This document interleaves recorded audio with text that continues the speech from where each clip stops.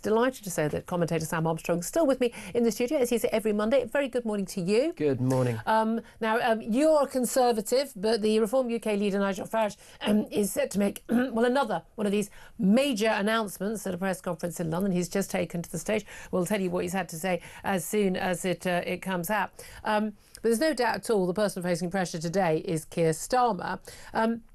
One of the things he said at the weekend, we were just discussing with Stuart Field, he's the father of, stepfather of the Courtney Wright, the girl who wore that Union Jack dress to school for a culture day and then was told, oh, you know, that's outrageous, go home. Oh, you can wear your national dress if you're from any other country, but not represent your flag if you're British. He was just telling us about attending the Tommy Robinson organised Unite the Kingdom march. More than 150,000 attend, some say up to 1.5 million, some say 3 million, who knows. A heck of a lot of people attended, and he said, you know, it wasn't violent. It was, you know, all cultures. It was all colours. It was families. It was friendly. It was like a village festival atmosphere. What do you make of then Keir Starmer saying that he will not surrender the British flag to violence? Is he misreading this? Yeah, give it a rest, mate, honestly. Right? I'll sum it up. Come on. You are not someone that has cared about patriotism one bit your entire career. He puts the flag behind him now, but he doesn't. I bet he doesn't touch it on the way past. You went through university, you ran straight off to North London, you've had a very successful career representing the most fashionable left-wing causes, you supported getting rid of the monarchy, you've taken every single slightly anti-British approach your entire life, and now you're into office. Now you've seen some polling that tells you, actually, do you know what? British people still just about like and admire and care about their country. You're pretending that you want to, that you are the guy that owns the flag. No, that flag was here before you. It's going to be here after you, when we've far forgotten you. We're talking about footnote in history, Prime Minister. Look, there were people at this protest, as there are every protest, both on the left and on the right, that what they like doing, I don't know why they do it, but they choose to make a hobby out of going to protest, getting drunk and throwing stuff at each other and at the police officers that stand between them. There are a bunch of blokes that do it from Stand Up to Racism, and there are some guys that do it on the far right.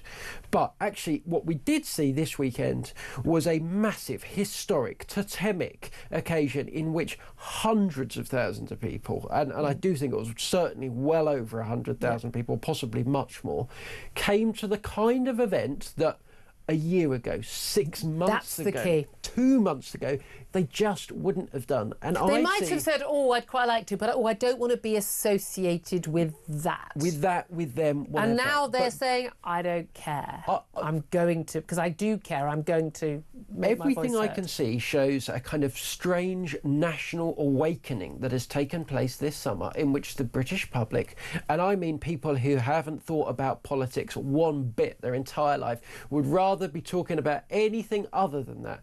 They have been woken up. They have recognised what has been going on to our country, and they are saying increasingly, ever more fervently, enough is enough is enough. Okay, now I think we're all going to agree here, audience, you and me, Keir Starmer ain't part of the solution. Is Tommy Robinson?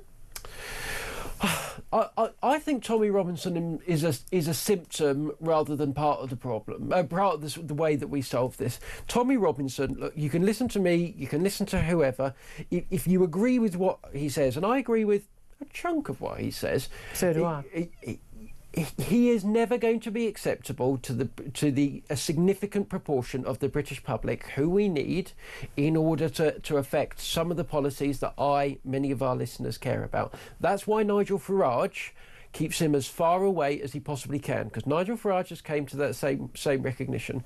What you need to win elections is 40% of the British public. If you can get 40% of the public together to go out, to turn up, to vote in the right places, you win. That is the political reality. And Tommy Robinson, you know, you might think regrettably, you might think deservedly, is popular to 10% of the public, maybe is up to 15 or 20%.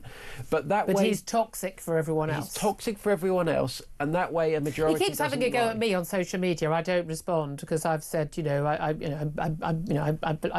decried him and said, I believe he's racist. I think some of the things he's said in the past when he's been caught on tape betray that. I do think they do. But I've always said, and I continue to say, that a lot of the things he says are right, and a lot of the things that he has said, he has been saying stuff which other people were not saying that was true, and he was derided for it, and he was, and he has identified a lot of the issues. And has he been derided? And I've never derided him for that.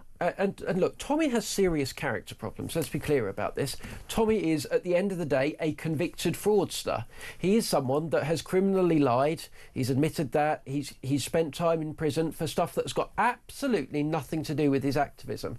And I think the fact that Tommy Robinson, a man with all of the problems he's got, that a man with all of the issues that presentation you might see that he has, the fact that he's become such a prominent figure is a reflection of the fact that the British white working classes have not found a valid mouthpiece for their views. A lot of them are turning to Reform right now. Now, Reform UK leader Nigel Farage has just been announcing in a press conference in London that Conservative MP Danny Kruger has defected to Reform UK.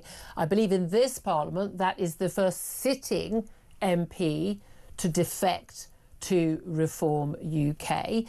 Danny Kruger was he's been a very interesting campaigner on a lot of issues, on a lot of sort of tradition and family issues, on as well a lot of moral issues.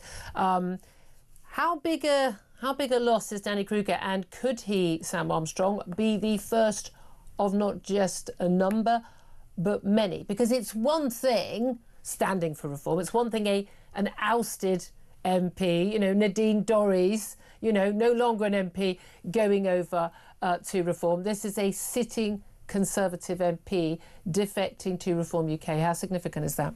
Well, I'm beyond shocked. I've worked for Danny for a very long time, actually. I know him very well. He's a close friend, and I didn't know that he was doing this. I guessed that from your face when I saw you watching the screen. He was, of course, he was the leader of the New Conservative grouping with which I worked on him that tried to turn the last government onto the path of light rather than where it was going. He was Robert Jenrick's. So he was calling for a lot of this stuff, that the policies that Reform are now espousing. He was calling for these not just publicly but privately too, behind the scenes. Yeah, he was Robert Jenrick's campaign manager last year. Worked with him on that campaign. He was a shadow minister in Kemi Badenoch's operation. He was ignored enormously by the leadership of the Conservative Party, and his ideas were scorned wrongfully, in my view. And I think this will be a huge moment. This is not a nobody in the party. This is not a newbie. This is not someone on the outskirts or someone who's, a chicken run issue, running to say. This is a senior figure, a well-respected, a very liked MP, who was, as you say, he led a grouping of MPs in the last Parliament, one of the campaign managers for Robert Jenrick, who came from pretty much closer second than many had expected. I know you were involved in that campaign for Robert Jenrick in the Tory leadership contest post the 2024 election. A shadow minister since then. We understand his role is going to be to head up Reform's process to prepare for government. Danny Kruger has just said, I've been variously a member, an activist, an employee of the Conservative Party for over 20 years, and I have many friends in the party, many good and decent people, which is why it's so personally painful for me to be doing what I am doing today. This could be the start of a flood of MPs saying, you know what, we ain't got a chance at the next election. The right is split. We know the left is also split. You've got the Corbynistas and Keir Starmer, but the left is in chaos too. But at the end of the day, I don't know anyone who either on the record or talking private to me or in a WhatsApp who's part of the Conservatives genuinely believes the Conservatives will win the next election. In which case, is Reform the answer? Danny is... let me say this about Danny Kruger. Danny Kruger has not joined the Conservative the Reform Party because he wants to win his seat at the next election. His seat was one of the safest, and he is one of the most thoughtful and least, much to my frustration working for him for a very long time, one of the least political with a small p people in politics. He has done this because he is concerned about the direction of our country. He's concerned that we have one moment to save the country, and that is at the next general election. And it is incredibly important that we kick out this Labour administration and get something from the right in there that is capable of delivering the massive systemic changes that we need to save the country. Otherwise, the very idea of Britain will die within 10 years. I believe that firmly. Okay. I have to tell you, for me personally, as someone You're quite shocked. You're shocked by this, someone who worked closely with him. But that's interesting. So how many other MPs are there who were in private talks with Nigel Farage or his representatives who are thinking of doing this, could be doing this in the coming days, weeks, months or a couple of years, who, you, the leader, Kemi Badenoch, have no idea that this is happening? He wouldn't have been on my list of the top 10. There would have been 10 names ahead of him that I would have put there. Who's on that list? Come on.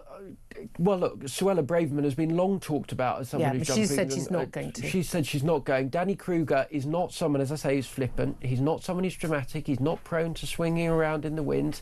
When he says he's worked in various capacities for the Conservative Party for a long time, I mean, he really means that, right? This is someone who was Ian Duncan Smith's chief speechwriter. He was Boris Johnson's political secretary, worked for David Cameron. He wrote David Cameron's Hug a Hoodie speech back in 2005. This is someone for whom the Conservative Party runs through his blood. If he's going, goodness me, there could well be a flood. This is going to be a very, very interesting. I'd love to hear your response to this. Give us a call, 0344 499 1000. How many more Conservative MPs do you think are going to go over to Reform UK? I mean, this is very different from an MP who lost their seat and is now saying, the Jake Berrys, the Nadine Dorries going, oh, I want a chance, back. They look careerist, I'm afraid. They look careerist. This is someone, you say, he's got a safe seat. He's been, advising people at the top level of the party, still a sitting MP. He's leaving. Give us a call, 0344 499 1000. Text the word talk in your message to 87222.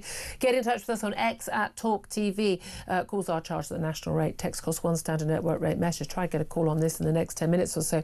But let's also talk about Keir Starmer, because this is going to put a lot of pressure on Kemi Badenoch. This is going to undermine her massively at PMQs on Wednesday at a time when the Prime Minister, the Labour Party, are under huge pressure. I mean, we are talking about a Prime Minister elected in July last year.